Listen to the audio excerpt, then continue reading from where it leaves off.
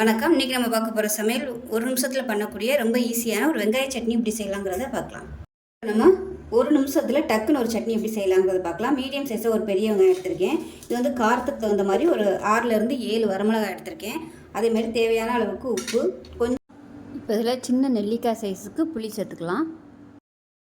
அதேமாதிரி தேங்காய் பார்த்திங்கன்னா ஒரு 4 டேபிள் ஸ்பூன் வர மாதிரி தேங்காய். இப்போ இது எல்லாத்தையுமே மிக்ஸி ஜாரில் சேர்த்து நைஸாக அரைச்சிட்டு பார்க்கலாம். இப்போ நமக்கு சட்னி அருமையாக ரெடி ஆயிடுச்சு பாருங்கள், சூப்பராக இருக்கும் வாசனையாக. இப்போ இதை ஒரு பவுலுக்கு மாற்றிக்கலாம். இப்போ பார்த்திங்கன்னா கடுகு, உளுந்து, கருவேப்பிலை, 2 வரமிளகாய் போட்டு தாளிச்சிருக்கேன். இப்போ இந்த சட்னியில் எப்படி சேர்த்துக்கலாம். அவ்வளோதான், அருமையான ஒரு நிமிஷத்தில் ரொம்ப சுவையான வெங்காய சட்னி ரெடி ஆயிடுச்சு. இது இட்லி, தோசை, ஊத்தப்பம் எல்லாத்துக்குமே சூப்பராக இருக்கும். டேஸ்ட் நல்லா அட்டகாசமாக இருக்கும். ஸோ செஞ்சு பாருங்கள். செஞ்சு பார்த்துட்டு எப்படி வந்துச்சுங்கிறத சொல்லுங்கள். வீடியோ பிடிச்சின்னா லைக் பண்ணுங்கள், கமெண்ட் பண்ணுங்கள், சேனலை சப்ஸ்கிரைப் பண்ணுங்கள், பக்கத்தில் உள்ள பெல் பட்டனையும் ப்ரெஸ் பண்ணுங்கள். நன்றி.